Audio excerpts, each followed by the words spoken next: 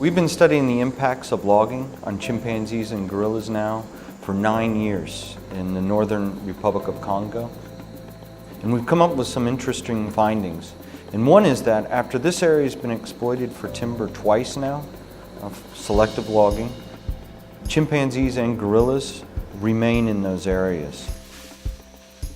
Gorillas, they seem to remain stable, whereas chimpanzees may be a little bit more impacted by the human activity. It's the most detailed survey ever done of chimpanzees and gorillas under such disturbance.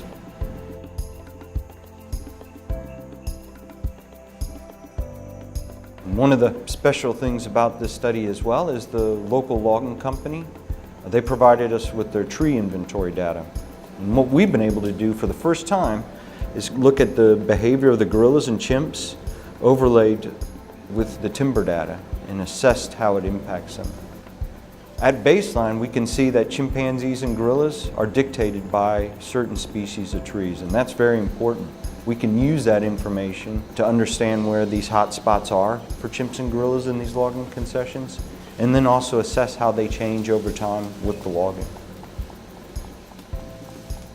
One of our partners is the local logging company, CIB, Congolese Industrie de Bois, and they've been working in that region since the early 70s, exploiting these forests around the Doki National Park. Now, in 1999, CIB entered an agreement with the government of Congo and the Wildlife Conservation Society to manage these forests in a more sustainable way, and they also are in it for the long term. They have a management plan that spans 30 years.